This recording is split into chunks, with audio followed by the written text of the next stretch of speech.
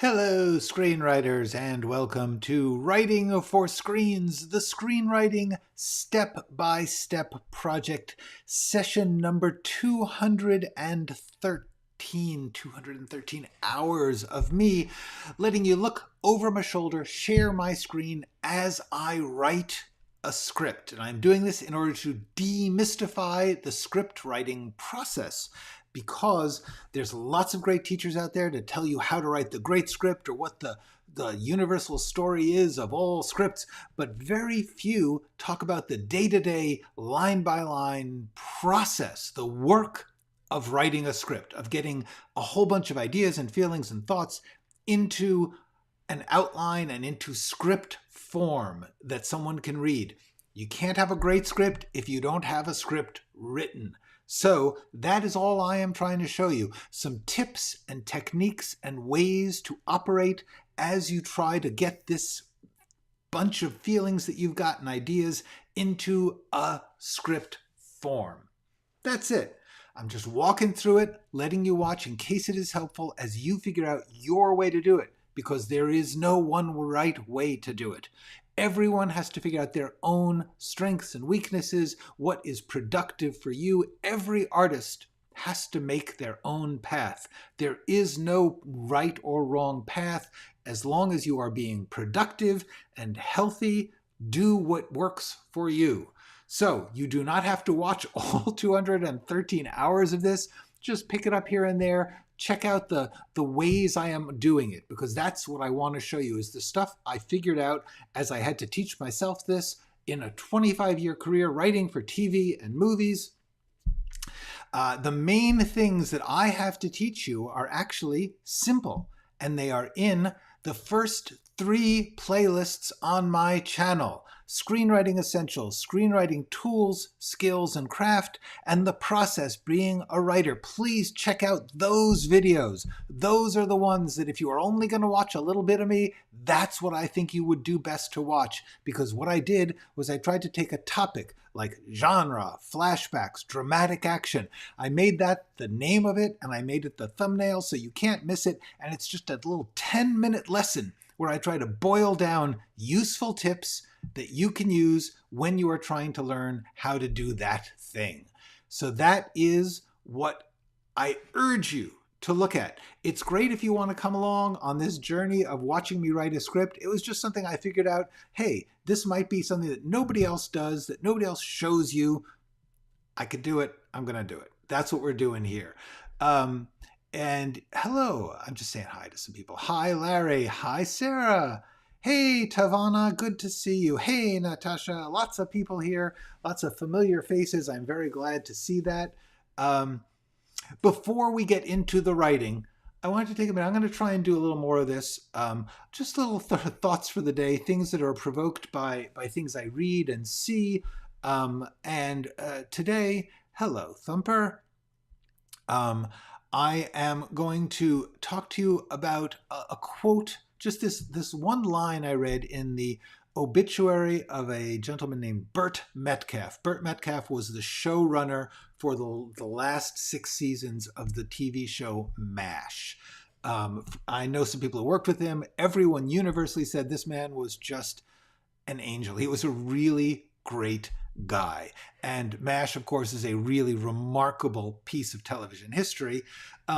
Anyway, so in talking about his career in his obituary, he died this week, it ends with, "And shows like MASH only come around once in a lifetime."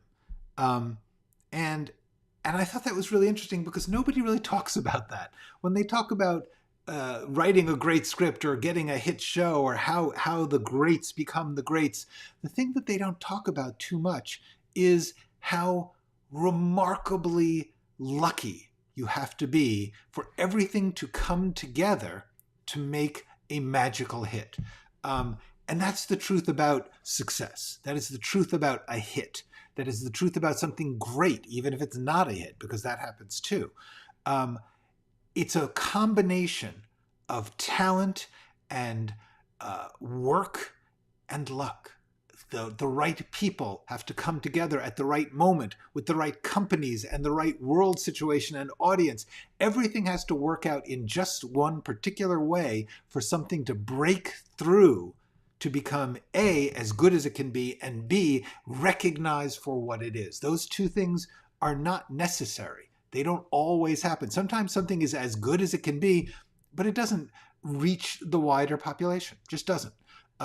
Very often something could be great, but some element doesn't come together. The financing isn't as what it needs to be, or the casting doesn't work out, or there's a relationship between the parties that just doesn't work, and something doesn't become the magical hit. Anyway, I just want to talk about that idea that when we think of what a career is, that there's some kind of greatness which you have waiting, and then the world sees it, and of course they recognize it, and of course they reward it, and then you just go on to more greatness. That's not usually what happens. Usually there's one great thing. I mean, if you're Stephen Sondheim or something, you'll have a bunch of great things. You'll also have a bunch of things that don't work. Some of which don't work because of bad luck. Some of them don't work because of bad timing and bad collaborations, and all sorts of things can go wrong. But what's interesting is how often things just come along once in a lifetime, and that all you can do is keep trying because you never know which one it will be. That's really the key. You don't know. Nobody knows when they're starting. Very often, like with The Godfather, for instance, most of the people involved did not know what it was going to be. And most of the people involved did not recognize the magic that was coming together and the luck that was happening, where the talent was provided, the opportunity, and the market was there, and the distribution was there to bring it to the market for its own reasons. All these things had to come together for that greatness to happen. Interestingly, in the case of MASH, there was actually several waves of luck and greatness, because the initial program had a different tone than the 6 seasons that Burt Metcalfe was running. As everyone said, it got more serious and more heartfelt and more, and in many ways deeper as it went along. And that was very much because of the personnel involved and their interests and their choices at the moment. So anyway, just wanted to say, it's something to think about when you picture your career, that what you should picture is constantly trying, because you don't know what's going to be the hit. You don't know when you're going to get lucky, and you can't control that. You can't plan for it.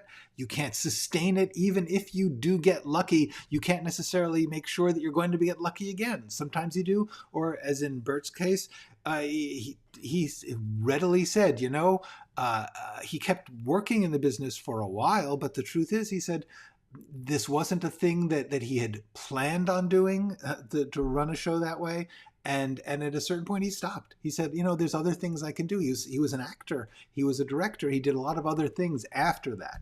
Anyway, just something to think about. As you think about what you're doing, just work on the magic of the moment and see if you get lucky. That's all you can do.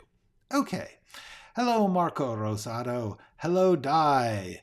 I'm struggling a bit with the lack of pages, even if I make an outline. Any advice on this, please? I hope I'm not alone in this. You're certainly not alone in that. Let's talk about that in detail. Let me just say some quick hellos. Hello, Jenna Lewis. Carmen was asking a good question that I was going to get to, which is, what do you mean, lack of pages? Hello, Marlatosa, and good Wednesday to you. No, but like when a pilot has 60 and I only have 45. Okay, that's an interesting particular problem. And then Marco says, should I save ideas I care about most for last? Oh, let me get to that. Carmen is right. Minor problem. Okay, here's the deal, Di. If you have 60 pages, but you only have, if you need 60 pages, but you only have 45, let's talk about that. The first thing you do is, and I'm going to I'm going to quote myself here. I'm going to suggest go to this video, use what you have, because I think that this is really a major tool to use, which is, what have you got? Look at, okay, in your 45 pages, you have, let's say, 30 scenes, 40 scenes. Which one of those raises things that could be expanded? Where is there a subplot that could be increased?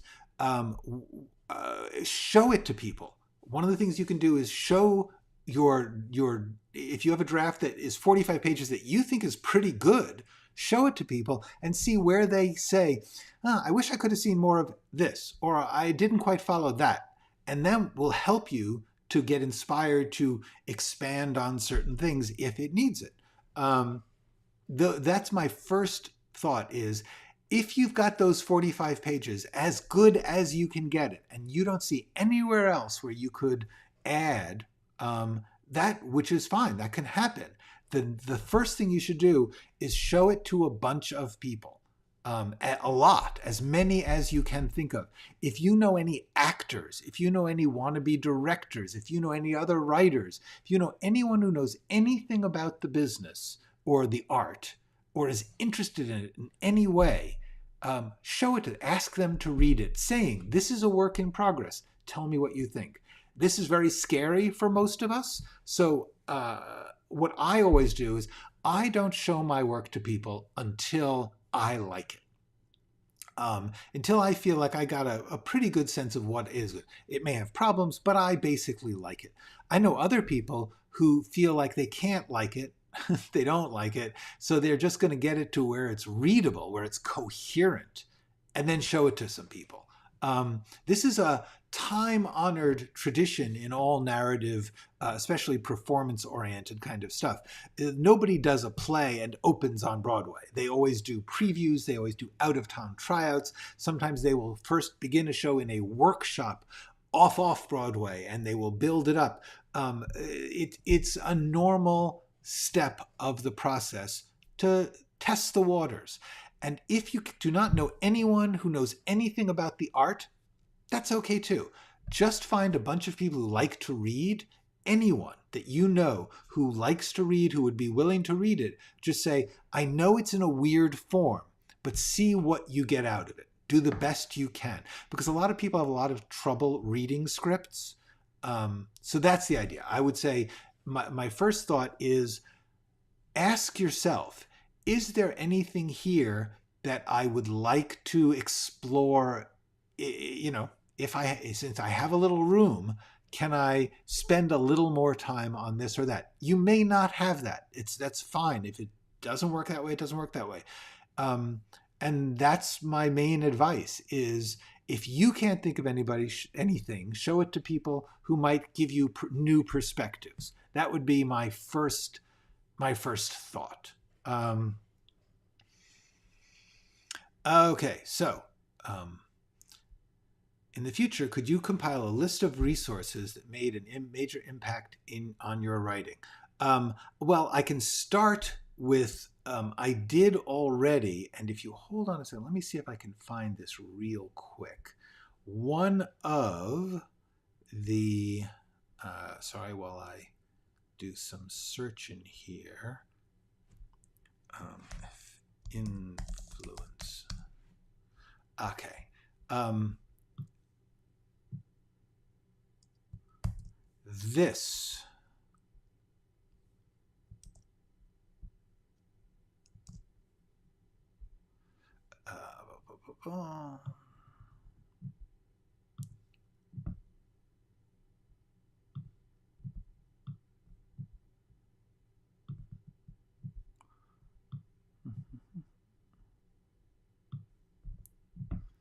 okay, so this Screenwriting Ask Me Anything has a section, what are some movies that influenced you, in which I did a big list of movies that influenced me. It's mainly early stuff that influenced me when I started, because that was the original question. But this, and I will try to link to it. Hold on, let me just remind myself of that. So that's where I would suggest you start with that. And in the future, I will try to do even more. Hi, Cheyenne. What are the main questions you ask those readers who what are the okay? Interesting question. Let me think about that. Okay, so honestly, the main thing I want to ask them is what do they think? Honestly, I don't ask them a lot of questions. I mean, the questions would be specific. In other words, if I am worried that a certain character is not likable, or if I'm worried that a certain plot point is not strong enough and they don't mention it, I might ask them about it after they've read it. But the first thing you do is I never ask anything up front unless I have a specific goal. I just say, here, read this and tell me what you think. Because whatever they think is going to be, first of all, a lot of people are like, oh, I just don't like this genre. It's like, oops, oh well. Some people will just say like, well, I kind of liked it, but it got boring in the middle. Or, oh, the ending was kind of, they'll spontaneously tell you stuff. And then I ask questions based on that, because very often they'll say something like, oh, I didn't like this character, but it'll turn out they don't like that type of person in real life, or something like that. I don't really have, my main questions are, what did you think? What did you feel? What did you get from it? Because I don't want to steer them. I want to actually see what they found most important, what they found most fun or scary or whatever it is I'm trying to accomplish. That's usually what I do. I try not to, I just say, can you read this and tell me what you think? Most of the people I have read things are people who are skilled readers, like they're other writers or directors or actors or something, producers, so that they know how to read a script. So they're gonna come at me with notes. They always do. So that's my main thought about that. Dai, did that help? Was that at least getting you sort of started in the right direction? Hello, Ray Pradana. Very good to see you. Okay, so let's go back. Before we get into my writing, should I save the ideas I care about most for last then? I don't think so. I have lost a lot of projects doing that. In other words, I'll have something that I'll love and I'll say, oh, I don't think I'm a good enough writer yet to write this. Or, oh, that's going to take a lot of work, so I'm going to put it off till I'm more skilled. And very often I never get to those things. And very often those things have a moment of what the ideas that you care about, that's actually going to change as you go along. And so do what you care about most right away. Do what you can with what you have as who you are right now. That's my biggest advice. I would say that if you're saving ideas, it should be because you have a very specific reason. And even then, I would say write as much as you can with missing the skill or knowledge that you have, and then go get that skill and knowledge and then come back. But don't wait to start. Get it going. Go as far as you can with something, and then see what's missing and try and learn from there.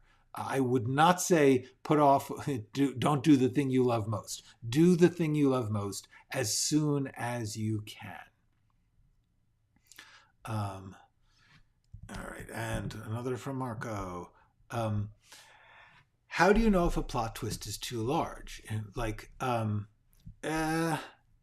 So yes.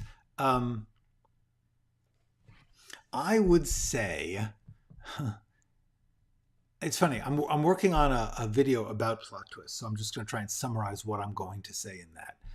The first thing I would say is you have to remember that a large plot twist, like what I would call a plot twist, as opposed to just a development in the story, is something where it requires you to reconceive of the story or the characters. In other words, something that you thought was true is revealed or becomes not true.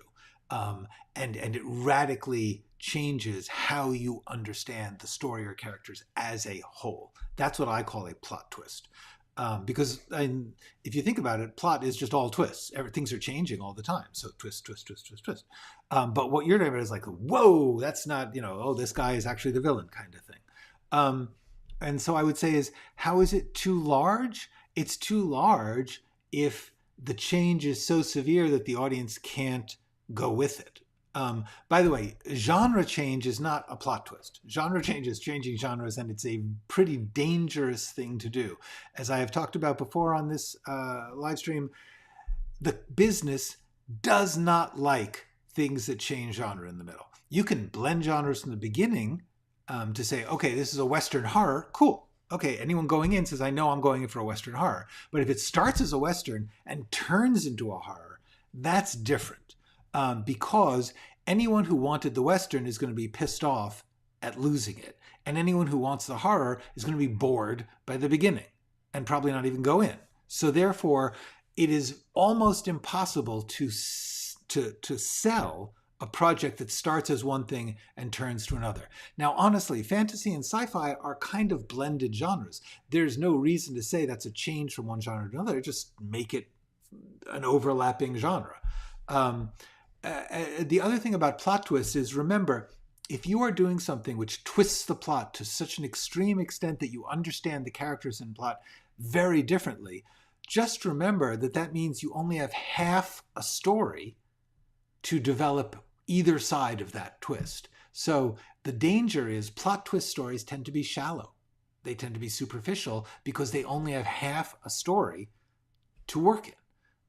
So that's my main advice on that, is that's where it gets too large. Too large either means the changes are so severe that people go off the rails. They can't go with you to the new story. The other version of that is simply neither side is very good because the twist is taking up too much story acreage. Okay. Do I have an email? No, but always ask questions. Just send me an email. You can contact me this way. If you want to ask a question, you can go to writingforscreens.com, click on the Contact Me button, and it will open up a little window. You send me an email, or writingforscreens@gmail.com. That's how you do it. Okay. I just wanted to make sure I was taking full advantage of beta readers. You are. I was wondering what readers can often see that writers miss about their own work, so I can ask pointed questions. You don't have to. They'll see it, and they'll tell you. That's the trick is you don't know what you don't know, so you can't ask that question. If you knew, you wouldn't have to ask the question because you'd fix it. So therefore, don't worry about it.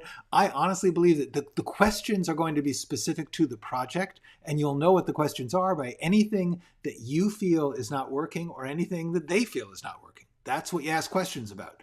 How did you like that character? How did you understand that character? What did you think was going to happen that didn't happen? Those are the questions you ask, but you can't ask those until you find out what they think.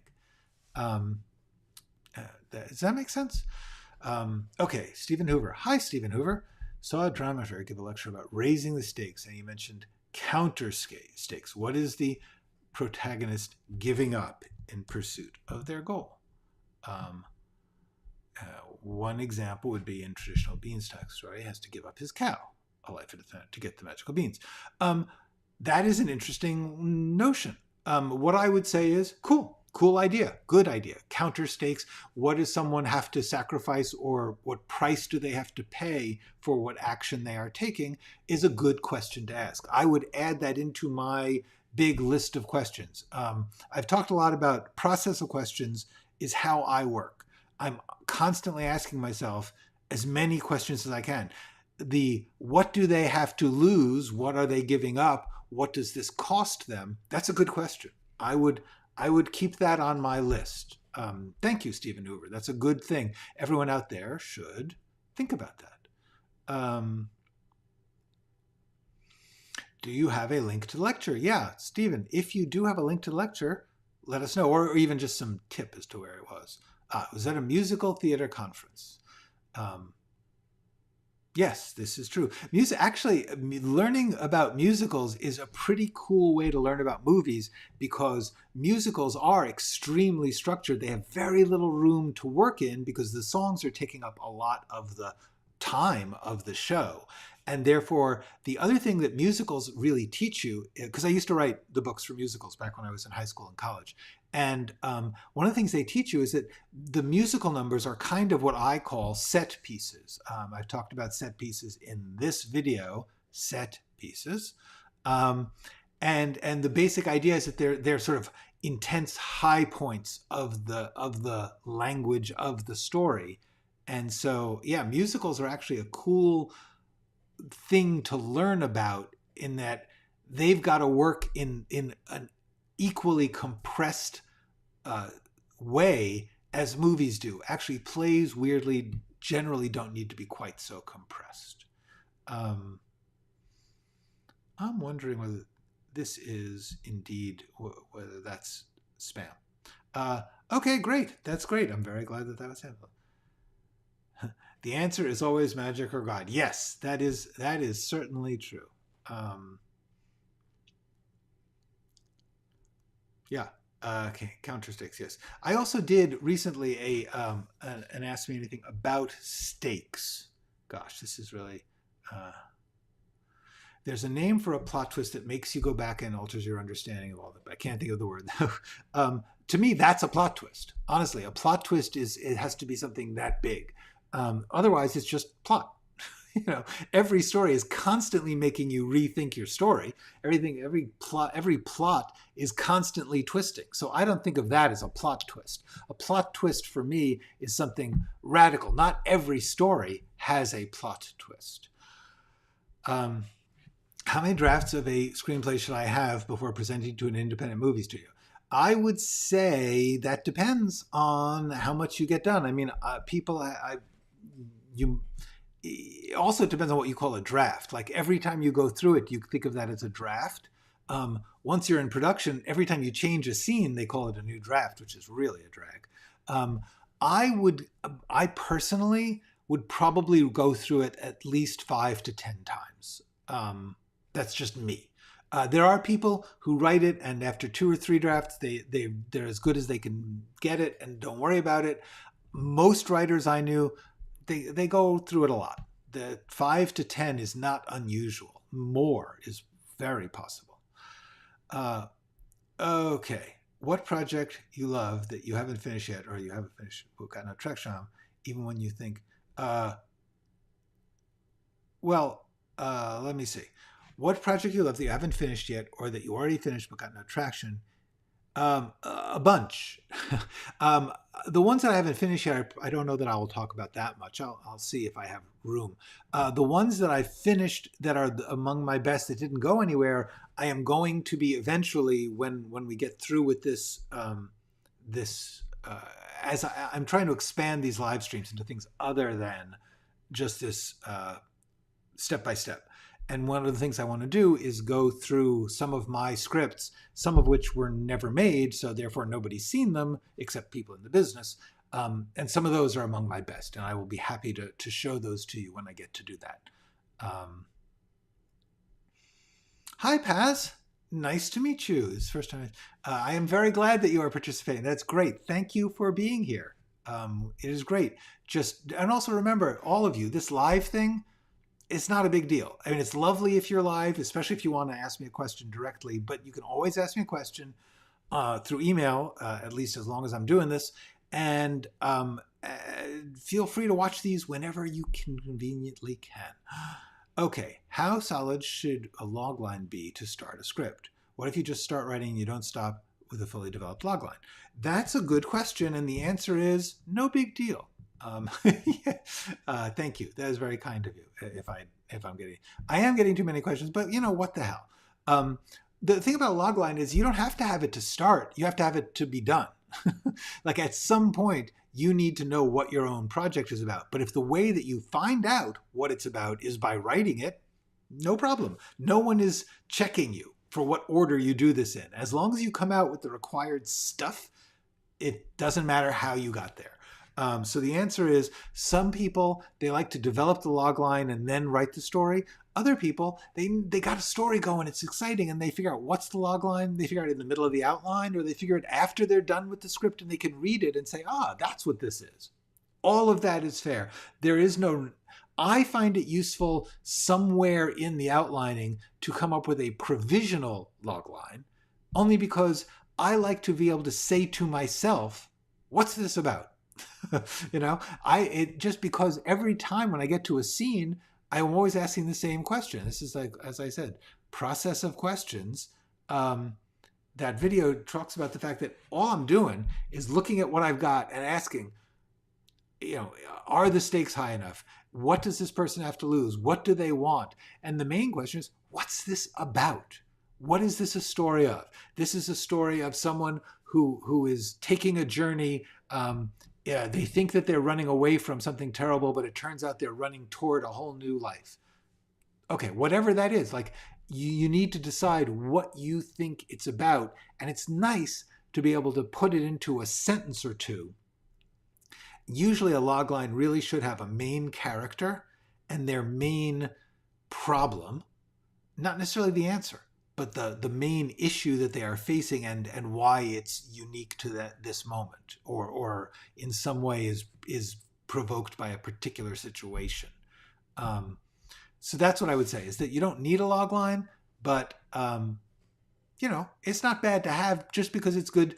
Like when I was working on when I actually get to the project I'm writing here, I came up with the logline to remind myself, this is a romantic comedy thriller about a couple who come together in this circumstance with these other people. Because it's really easy for me to get drawn into, I have to tell the story of the whole group. But this thing, let's get to this a little bit.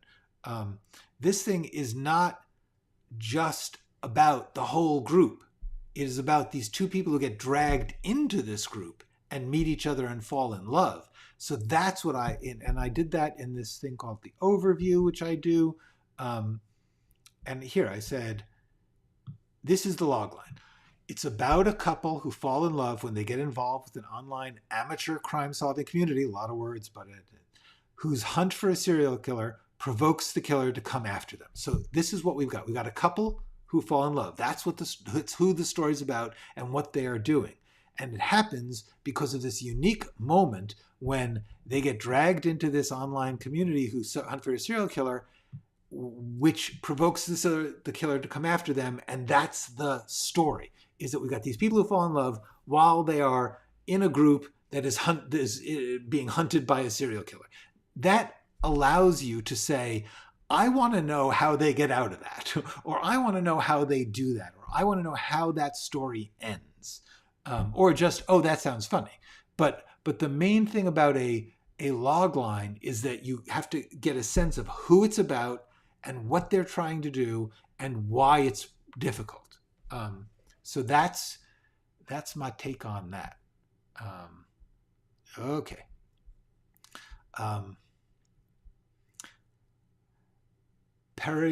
Peripeteia is the Greek term for what? Oh, for a story that with a big plot switch. Okay. Have you ever written a script that you are not proud of? Yeah.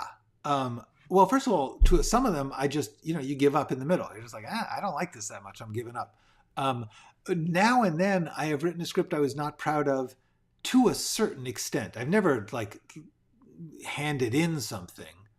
Because remember, writing a script and showing it to people are two different things. I have written scripts that I was not,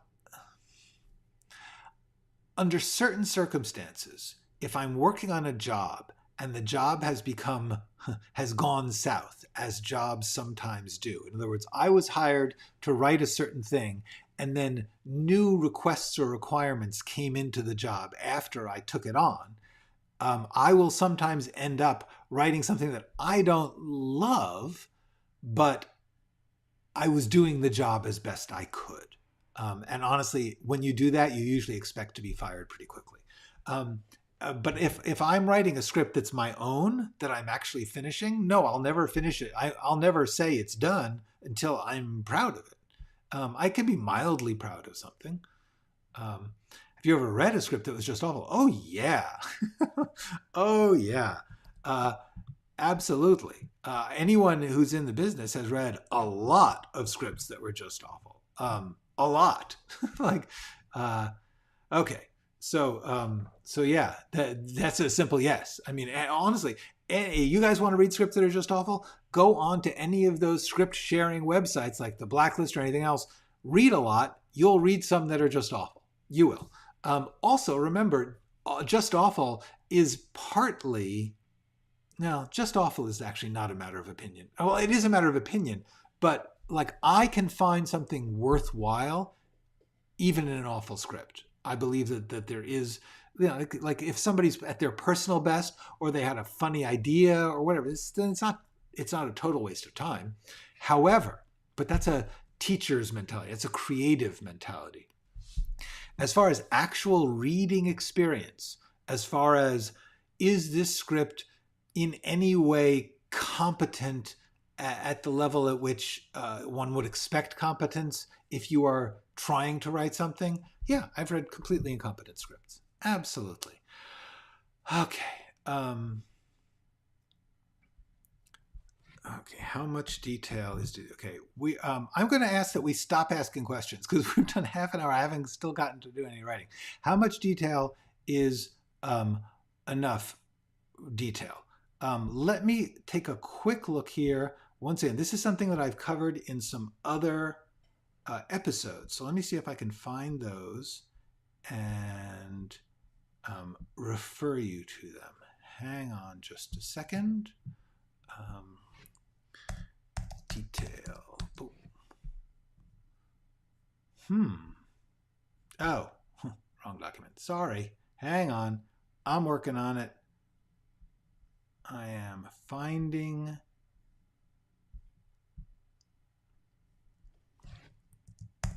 detail. All right. I'm going to start with this one. There is an AMA. Let me see if I can get this here. Okay. Get ready. I'm going to put up.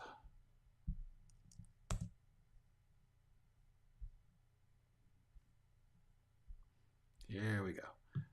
There is one where I talk about this very question.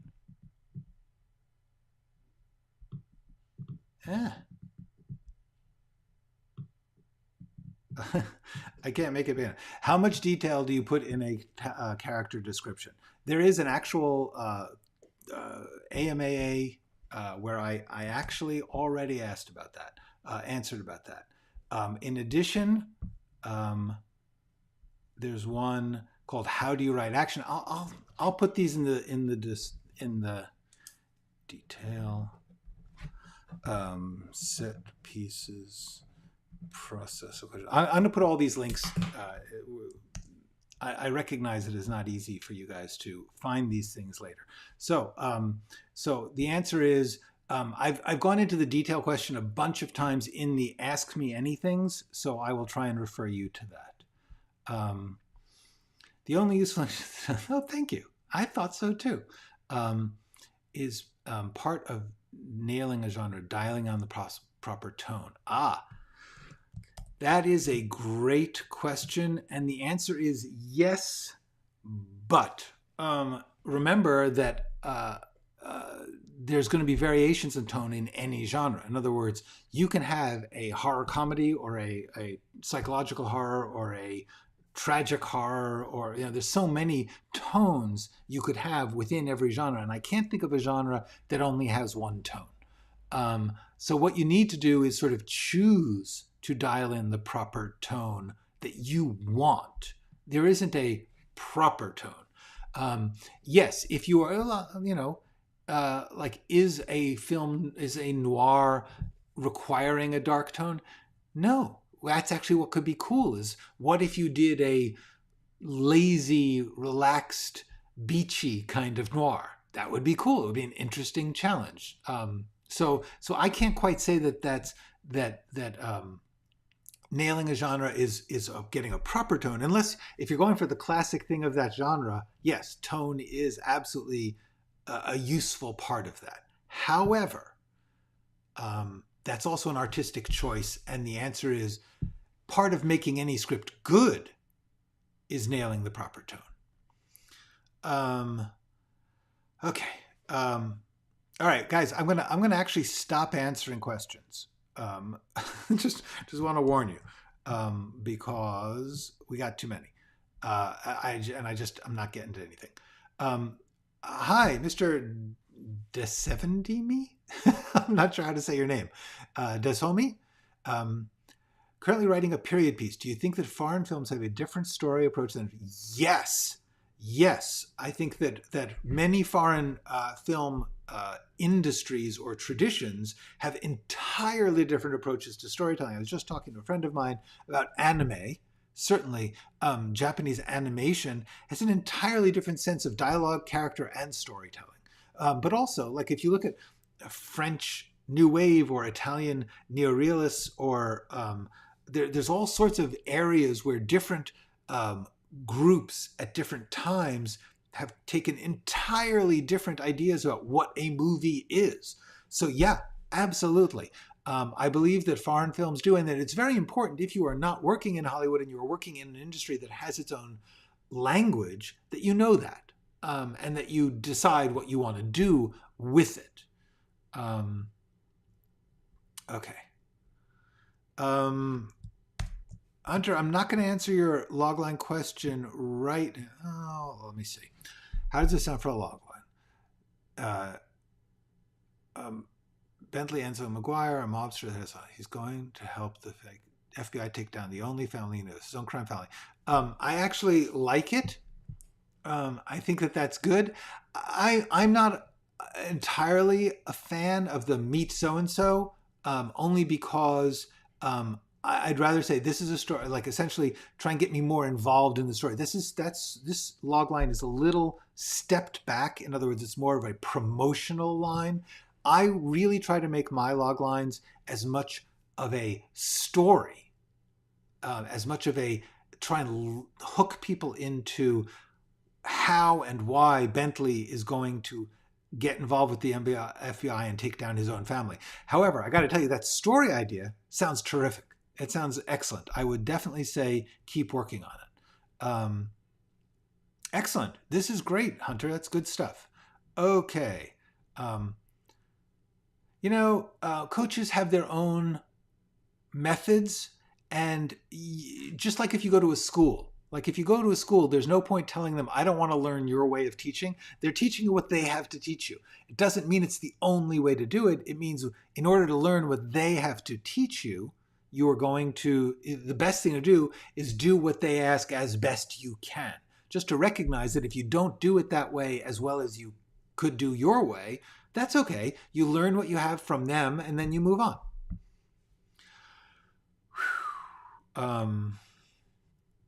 Okay. A scientist starts video diary as therapy, prescribed to cope for the loss of his wife, believes suicide during these recordings. That's another good one. Everyone's giving me log lines now. That's actually a very good log line. Was the Hunter S. Thompson biopic a chill beach noir? I don't know that I saw that. I feel like I saw it, but I also feel like I don't remember it, so I can't say for sure. But certainly that's possible.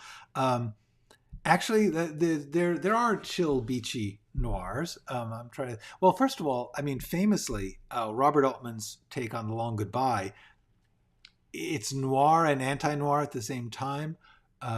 But there are yeah.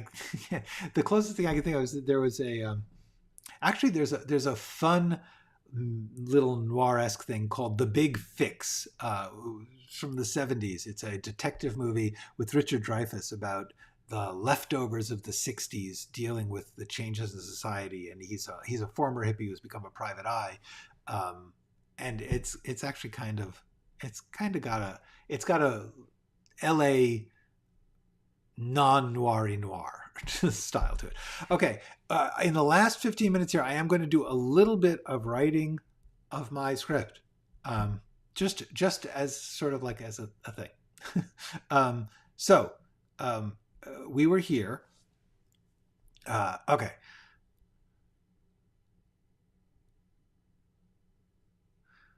I have the feeling I could say this shorter.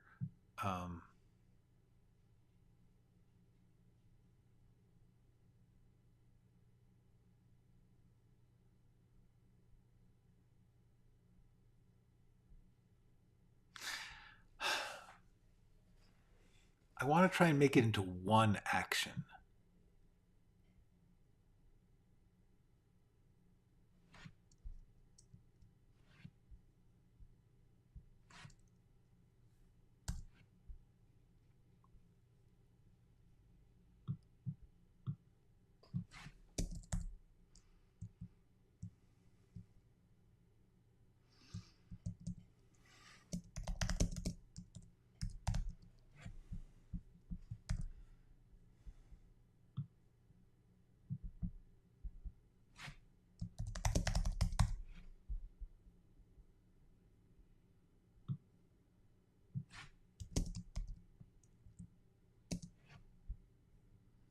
Yeah.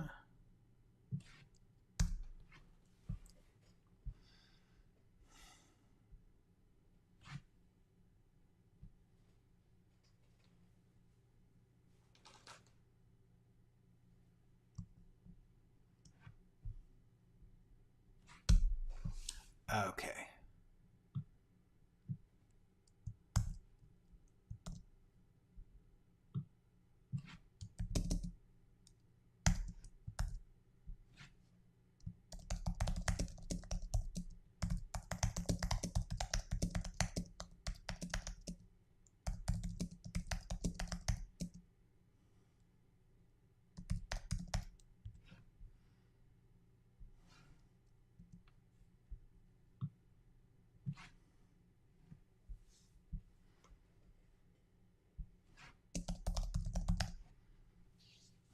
Are you guys hearing this? It's really hot and humid here, and my arm is actually sticking to the desk when I'm writing. Okay. Check on it after I wake up. No problem.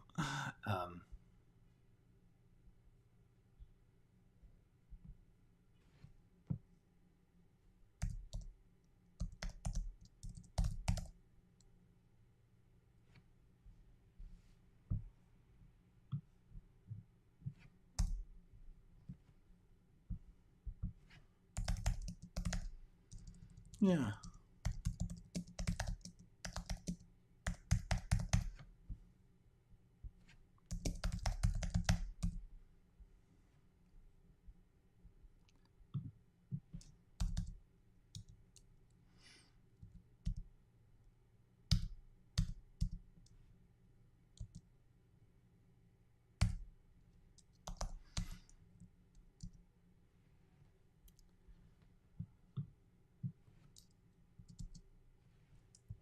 That's better.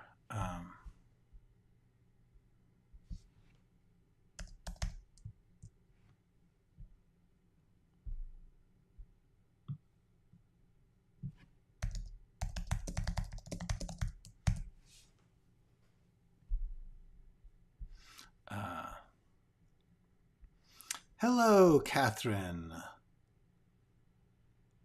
Hey, oh, I'm glad. Thank you. Thank you. I'm so glad. I also I like your avatar, your icon. It's cool. Okay.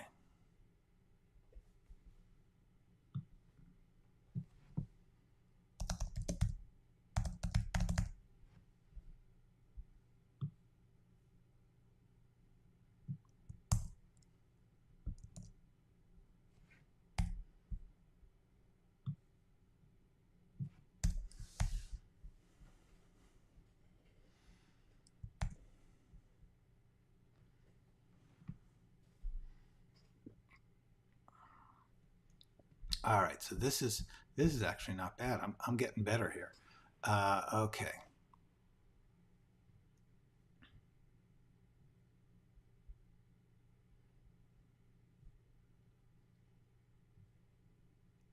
The last time he spoke to Mr. Roseman.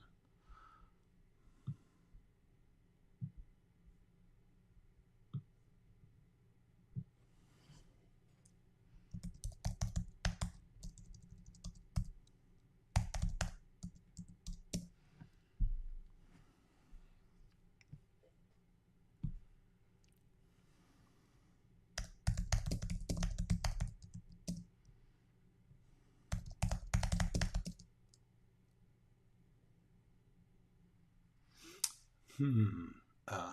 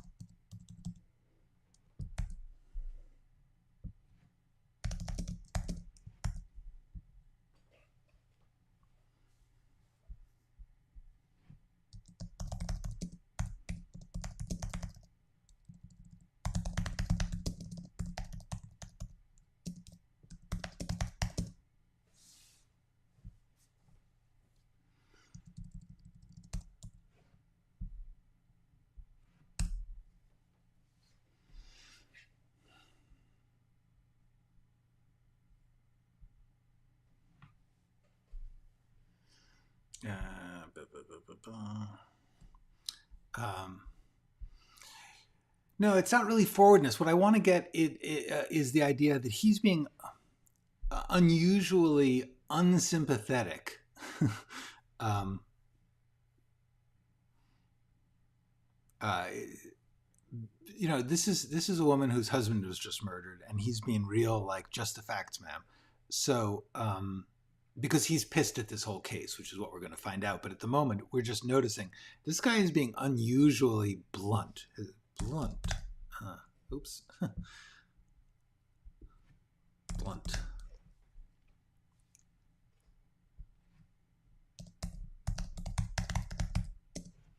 Unsympathetic.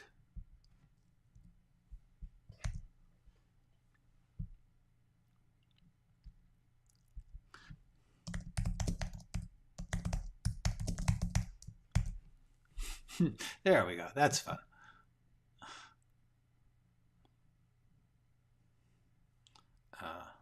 Hey, thank you, Natasha. Harsh, no. I'm.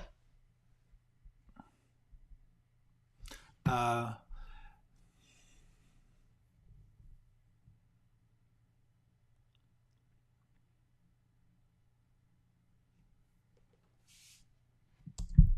yeah. In fact, just there.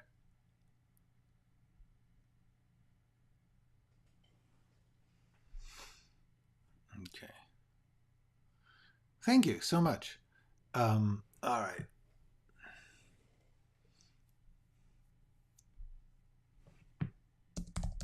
Yeah, blunt matter of fact is this.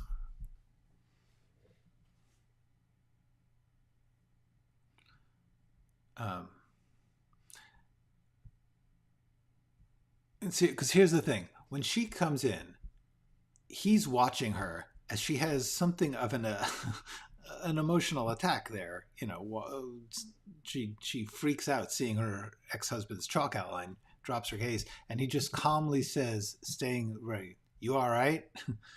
um, and then he's just like, "So you oh." So he's just like, "That's who you are," and he's waiting for her. He's not being nice, and she deserves some sympathy, but he's so pissed that he doesn't give it yet.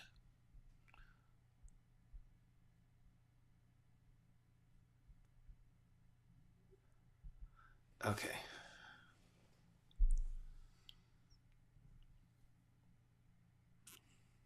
George was podcasting that he had new evidence identifying the chemistry set killer.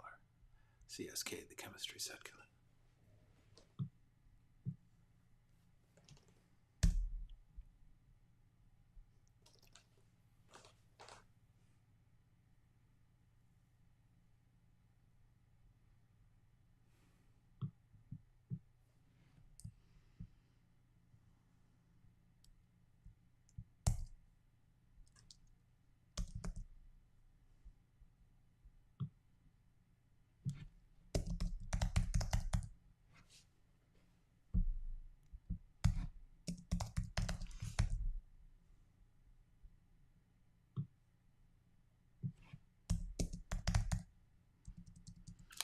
All right, disapproving.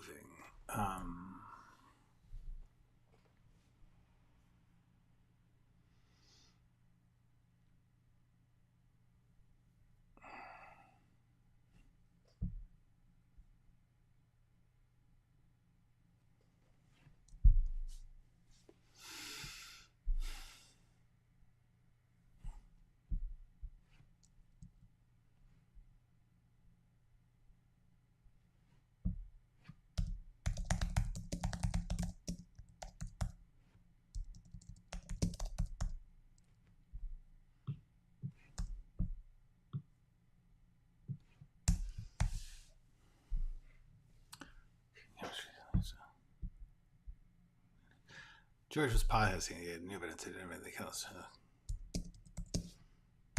The serial killer from the 1980s. Dumb shit. George was...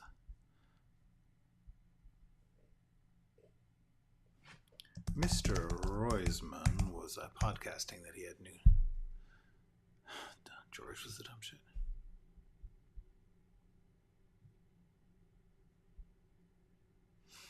All right, this is getting better. Yeah, not polite. Yes, that's what we're talking about. All right. I don't like, but I think I have to in this case. I don't like explaining someone's tone or attitude all the time.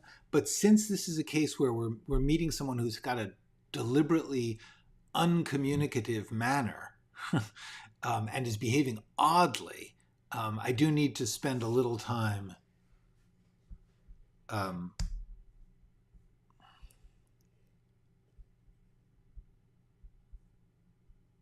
spend a little more time than I would like describing how they're talking or how they're feeling.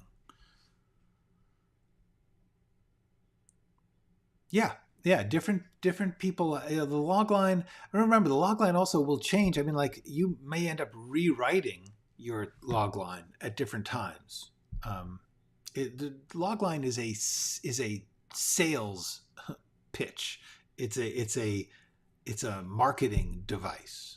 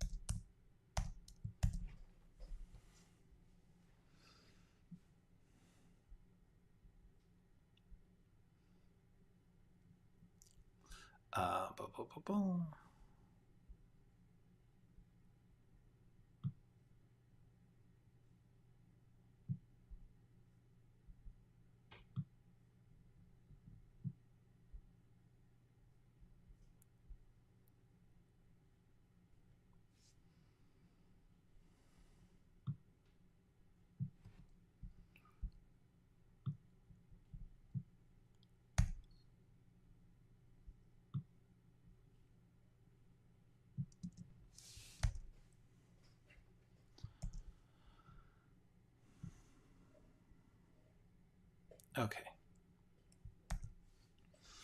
All right. So good. I made a little progress here. I got part of a scene better. I'm beginning to like this. We're going to stop here. Okay. Cool. Hi. Good to be back with you. All right. Well, I think I answered all the questions. Sorry, Chaz. I'm just about to say goodbye. So I understood not including intention or characters, especially when my stories tend to be so metaphorical. Well, the thing is, the more you write, this is actually a very important point.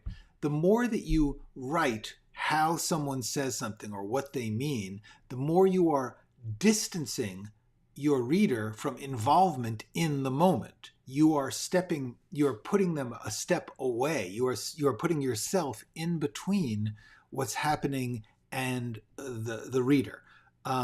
What you ideally want is for the reader to be so involved that they kind of forget they're reading, that they are involved in what the characters are saying and how they're saying it in such a way that you're not thinking, oh, I have to have this explained to me. So the more that you can describe things purely in terms of how they're feeling or what they're doing, and less of what you think they're doing, the better.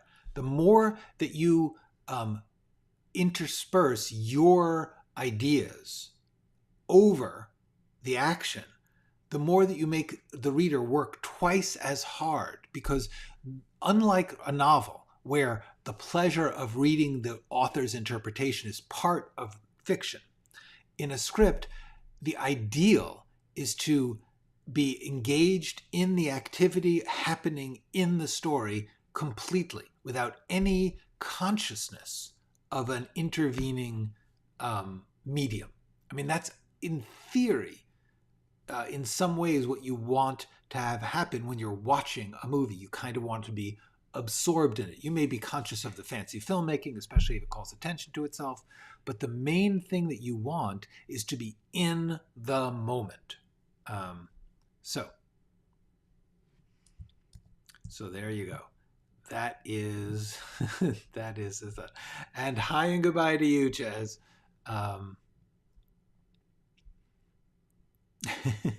Yes. Yes, giving them the paths are making right, exactly. Yeah, in fiction, the voice of the narrator can be what you engage with. In film scripts, that is not true. And with that, I am going to say see you tomorrow. And in the meantime, all of you, go write something.